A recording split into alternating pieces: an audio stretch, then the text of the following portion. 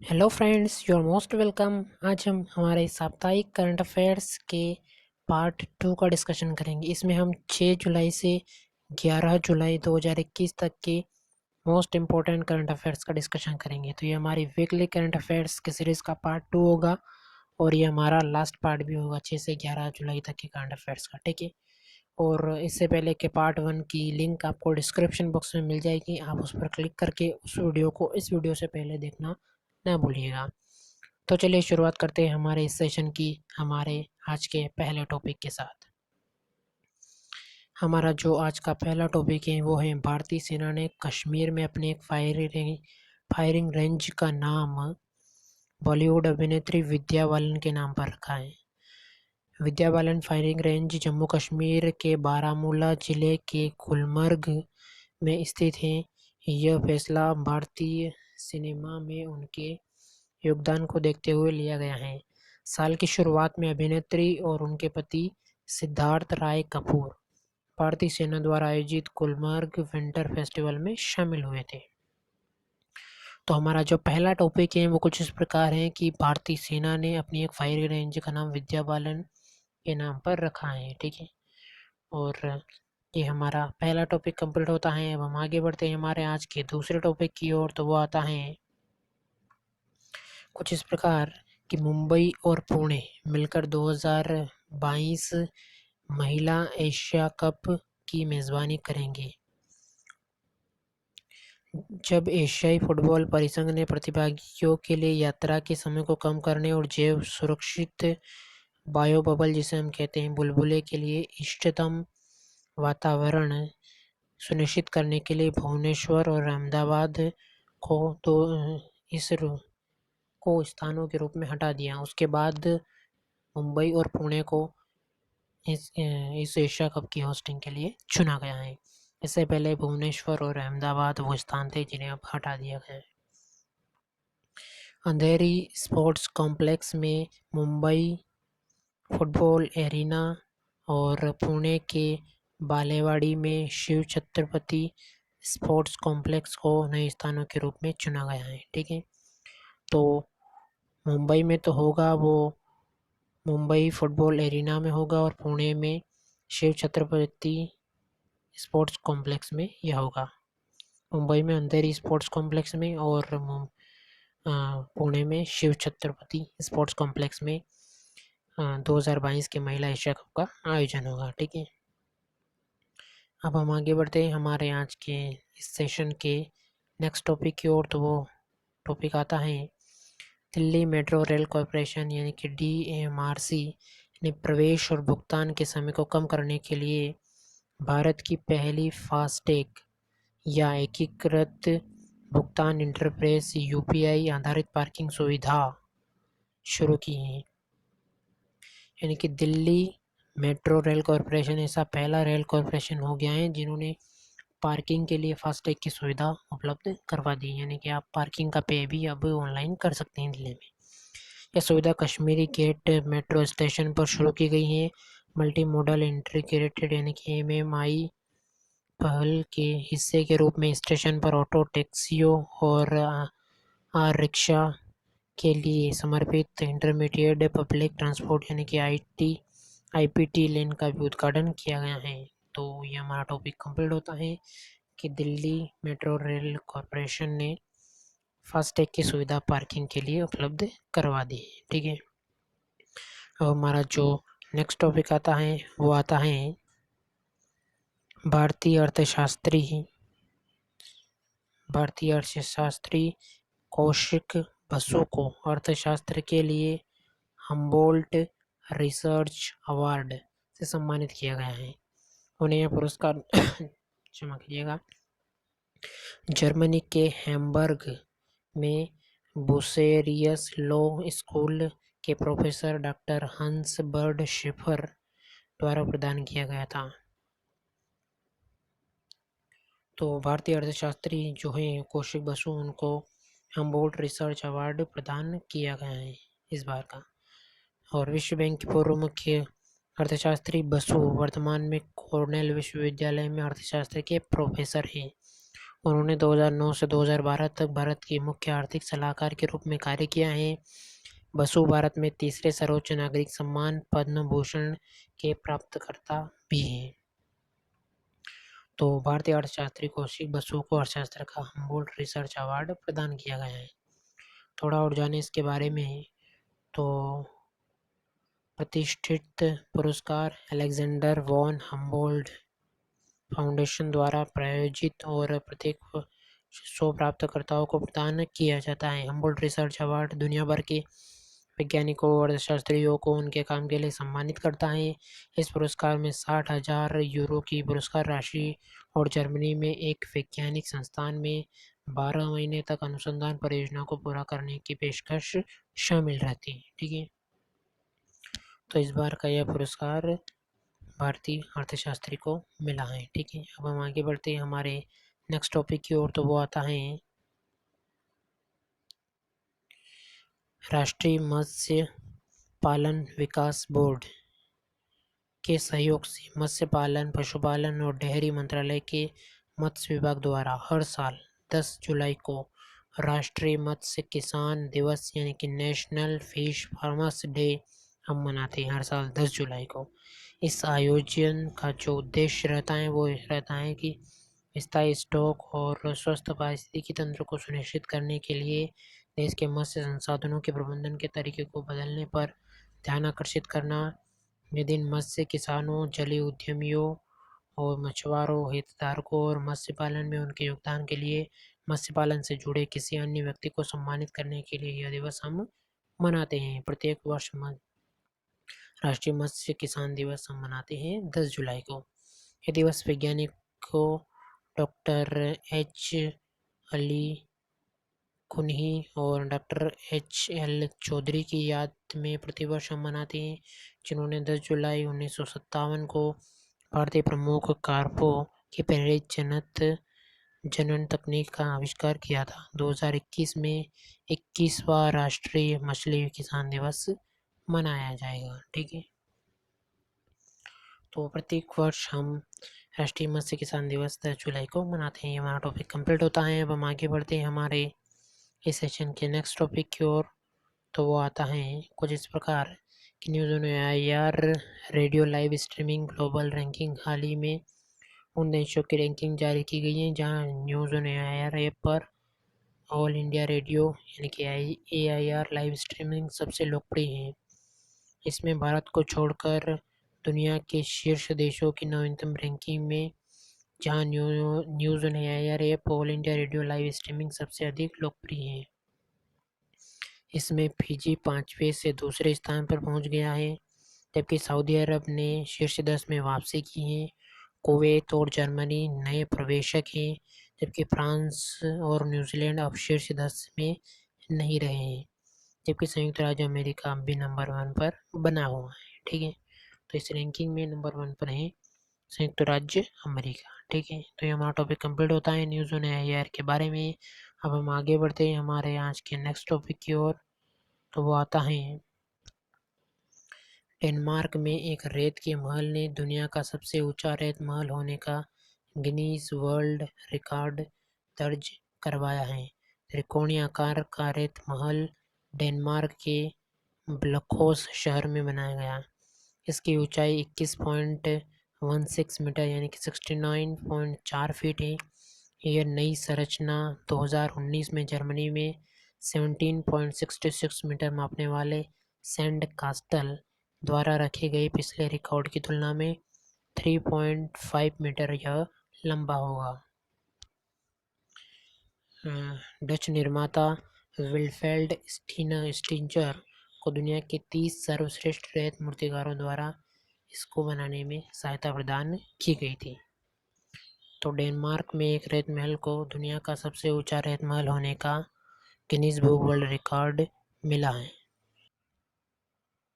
अब हम डेनमार्क के बारे में जानते हैं। तो डेनमार्क की जो राजधानी वो है कोपेनहेगन, यहाँ की मुद्रा है डेनिश क्रोन और यहाँ की राजधानी है कोपेनहेगन। ठीक है, तो ये हमारा टॉपिक आधा कंप्लीट होता है, आधा और हम जानते हैं इसी के बारे में थोड़ा और। तो वो कुछ इस प्रकार है कि कई अन्य संरचनाओं की तरह ढहने से बचने के लिए इस संरचना को त्रिभुज के आकार में बनाया गया। ये त्रिभुजाकार आकार इसे प्रदान किया गया है इसे ढहने से बचाने के लिए। इस प्रकार का यहाँ पर इसे त्रिभुजाकार आकार प्रदान किया गया है ताकि ये ढहे नहीं। और कलाकार इस प्रकार का इसे एक त्रिभुजाकार आकार इसे प्रदान किया गया है। और कलाकार के रेत में अविश्वसनीय आकृतियों को तराशने के लिए इसके चारों ओर एक लकड़ी का ढांचा भी बनाया गया था।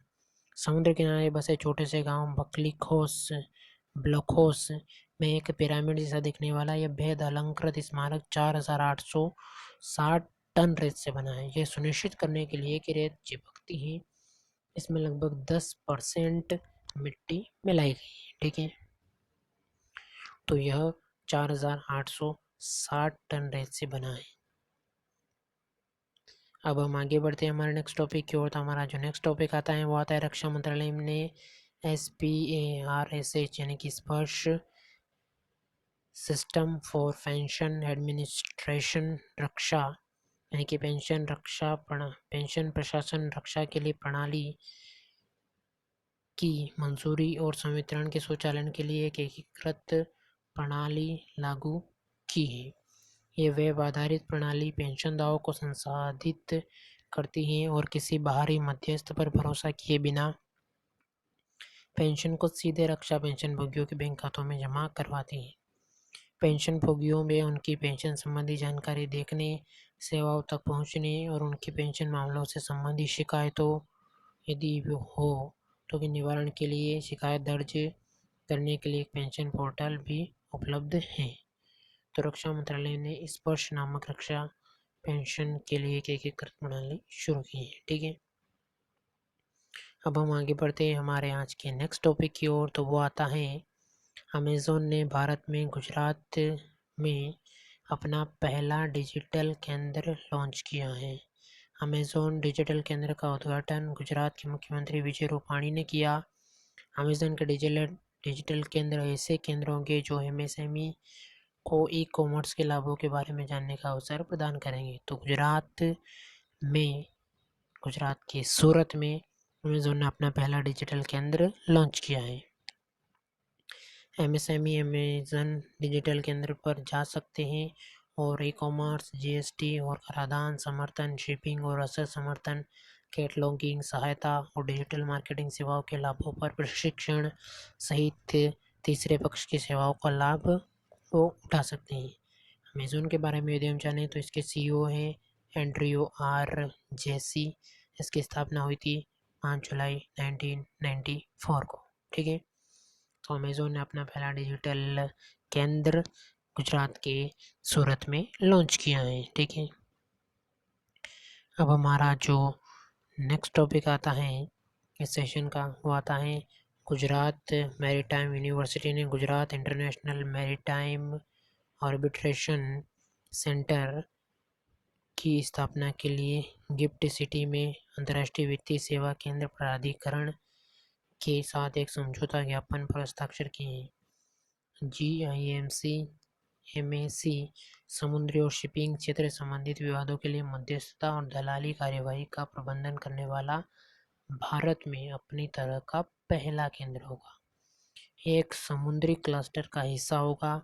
इसे गुजरात मैरीटाइम बोर्ड यानी कि GMB द्वारा गांधीनगर की गिफ्ट सिटी में स्थापित किया जाएगा। भारत में 35 से अधिक मध्यस्थता केंद्र हैं, हालांकि उनमें से कोई भी विशेष रूप से समुद्री क्षेत्र से संबंधित नहीं है।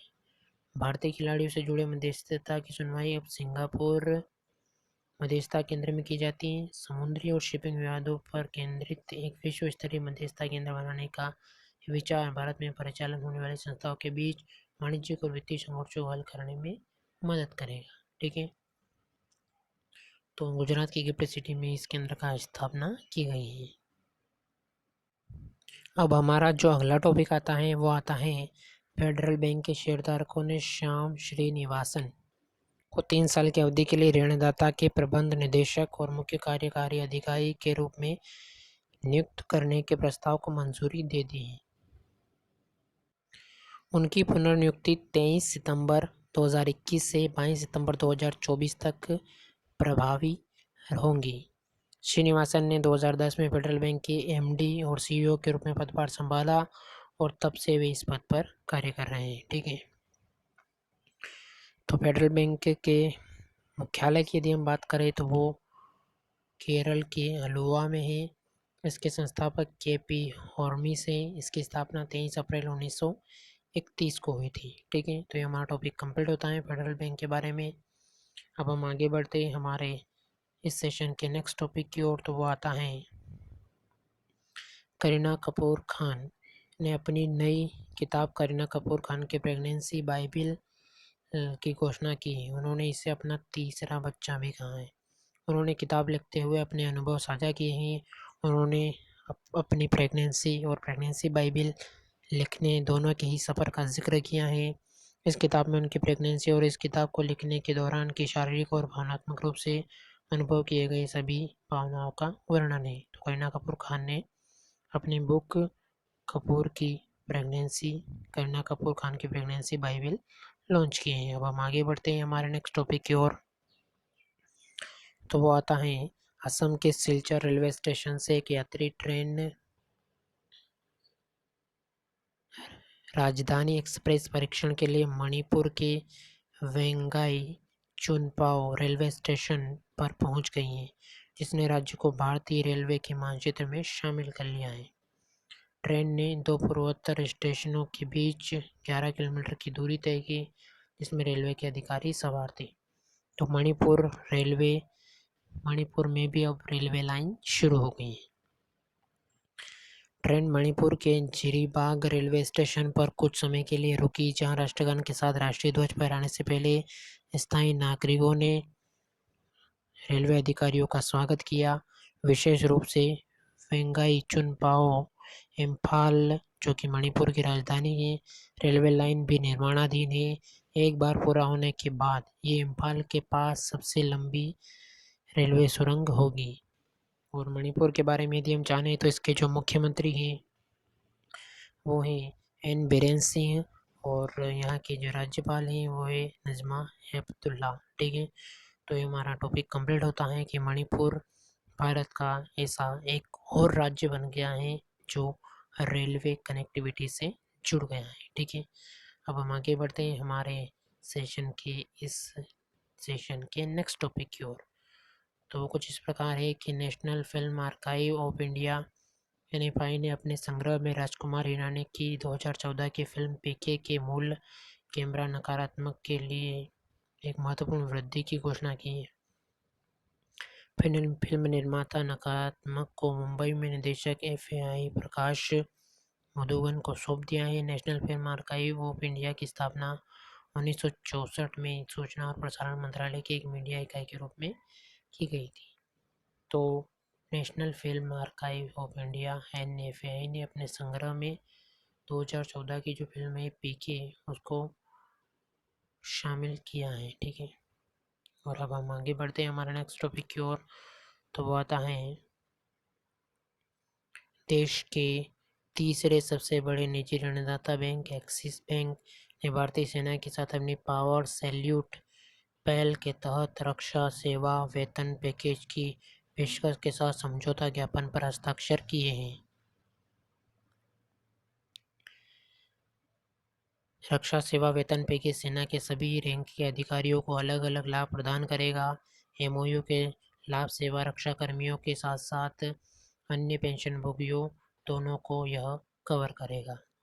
बैंक के अनुसार यह सेना के सभी कर्मियों को 56 लाख रुपए तक का व्यक्तिगत आकस्मिक कवर, 8 लाख रुपए तक का अतिरिक्त शिक्षा अनुदान, कुल स्थायी विकलांगता कवर 46 लाख तक का लाभ, 46 लाख रुपए तक का स्थायी आंशिक विकलांगता कवर, 1 करोड़ रुपए का हवाई दुर्घटना कवर और परिवहन के किसी सदस्य के लिए मुफ्त अतिरिक्त डेबिट कार्ड की पेशकश करेगा। तो इस प्रकार की सुविधाएं पावर सैल्यूट पहल के द्वारा मिलेगी। एक्सिस बैंक ने भारतीय सेना के साथ इस पहल को शुरू किया है। ठीक है, अब हम आज के हमारे आखिरी टॉपिक की ओर बढ़ते हैं, तो वो आता है लुजियाना के न्यू ऑरलियंस की रहने वाली एक अफ्रीकी अमेरिकी जेला एवॉन्ट गार्डे ने 2021 स्क्रिप्स नेशनल स्पेलिंग बी प्रतियोगिता जीती। 14 वर्षीय एवांट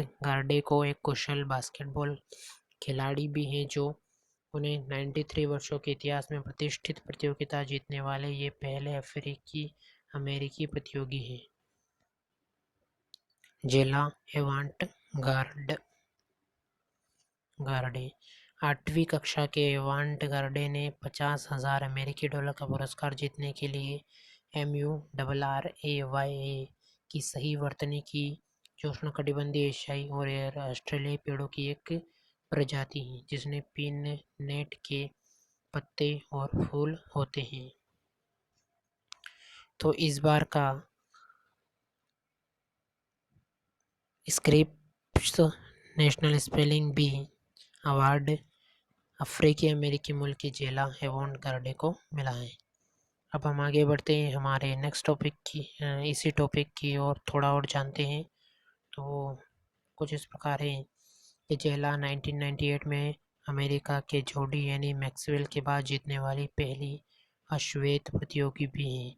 सैन फ्रांसिस्को की 12 वर्षीय भारतीय मूल की चित्र थुम्माला और न्यूयॉर्क की 13 वर्षीय भारतीय मूल की भावना मदीनी क्रमशः द्वितीय और तृतीय स्थान पर रही हैं। ठीक है, तो जेला के बाद जो सेकंड स्थान पर हैं वो 12 साल की भारतीय मूल की सैन फ्रांसिस्को की चित्र थम्माला है और थर्ड स्थान पर है वो है न्यूयॉर्क की 13 वर्षीय भारतीय मूल की भावना मदीनी।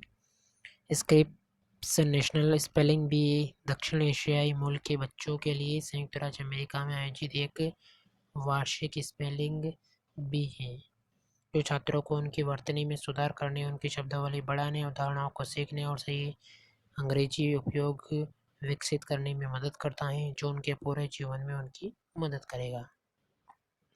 ठीक है, तो इस बार का पुरस्कार 14 वर्षीय जेला को मिला है। ठीक है, अब हमारा यह 6 से 11 जुलाई 2021 तक के करंट अफेयर्स का वीकली करंट अफेयर्स का पार्ट 2 कंप्लीट होता है। इससे पहले पार्ट 1 हम अपलोड कर चुके हैं, तो उसके लिंक आपको डिस्क्रिप्शन बॉक्स में मिल जाएगी, उसे देखना इससे पहले न भूलिएगा और साथ में वीडियोस को लाइक, शेयर और कमेंट्स भी करते रहिएगा और साथ में चैनल को सब्सक्राइब भी आप ज़रूर कीजिएगा। धन्यवाद, शुक्रिया।